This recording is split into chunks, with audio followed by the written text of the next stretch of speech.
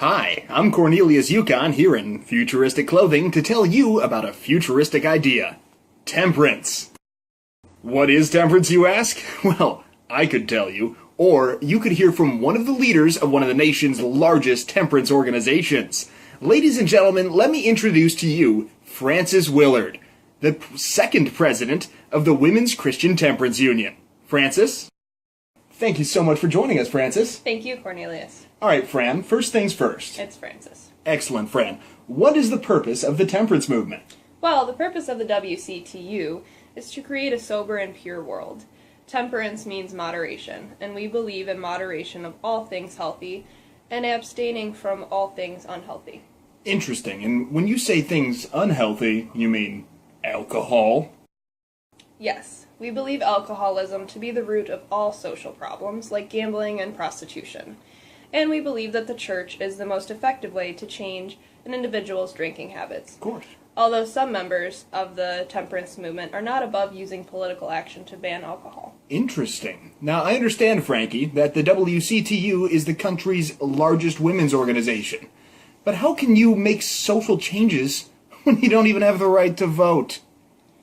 Well, the women of the WCTU sing pro-temperance songs and even write pro-abstinence plays. That's the beauty of the temperance movement. Anyone can join and make great social changes. We urge men and women to join our cause and leave alcoholism in the past. Excellent. Well, thank you so much for joining us, Francois. It's Frances Willard. What a lady.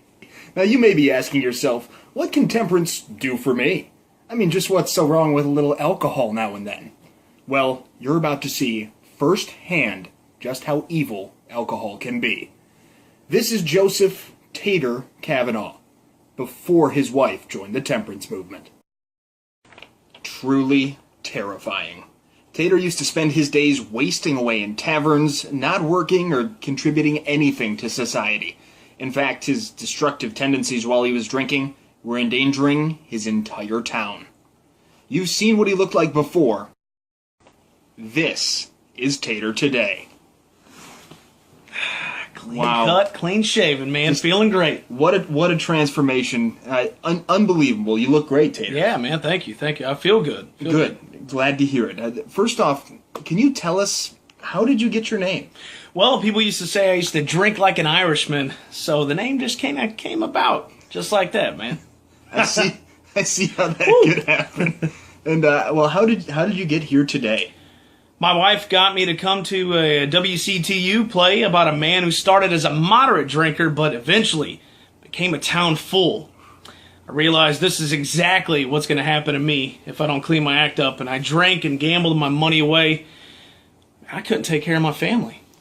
And so how has abstinence and sobriety changed your life? Well, I have a steady job now, which is very important to me and my family. There's food on the table, and I'm a lot closer to God. And the temperance movement has truly changed my life forever. Oh, I can see you're getting a little emotional, and yeah. You know, I think we are as well. So thank you very much, Tater, for sharing your story with us. We really appreciate it. And, well, I think we've all learned something today about what the temperance movement can do, not just for you as an individual, but for society as a whole. Yes. So thanks a lot for joining us. And my name is Cornelius Yukon, reminding you to abstain from alcoholism.